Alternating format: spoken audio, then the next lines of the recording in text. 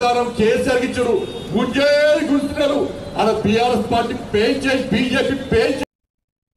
Nizamabad constable హత్య కేసులో నిందితుడైన రియాజ్ ను పట్టుకునే ప్రయత్నంలో తీవ్రంగా గాయపడిన బైక్ మెకానిక్ ఆసిఫ్ ను డీజీపీ శివధర్ రెడ్డి మంగళవారం నాంపల్లిలోని ఆసుపత్రిలో పరామర్శించారు.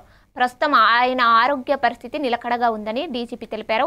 ఆసిఫ్ కు అయ్యే చికిత్స ఖర్చును ప్రభుత్వమే భరిస్తుందని డీజీపీ ప్రకటించారు. గ్యాలంటరీ అవార్డు కోసం ఆసిఫ్ పేరును కేంద్ర ప్రభుత్వానికి సిఫారసు చేస్తామని వెల్లడించారు. నేరస్తుడి చేతిలో కత్తి ఉన్నప్పటికీ ఆసిఫ్ ధైర్యంగా అతడిని పట్టుకున్నాడు. అతని సాహసం ప్రశంసనీయమని డీజీపీ కొనియాడారు.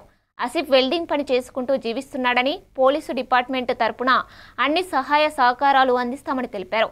పూర్తిగా కోలుకోవడానికి 2-3 నెలల సమయం పట్టే అవకాశం ఉందని డీజీపీ పేర్కొన్నారు.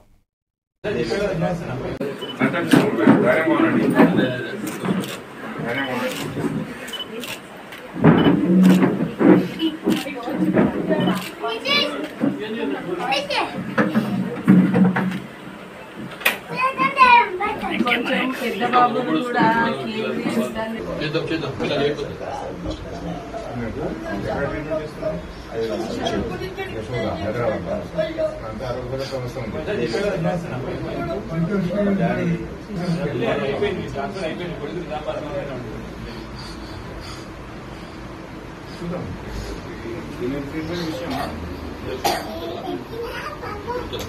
You want some clarification?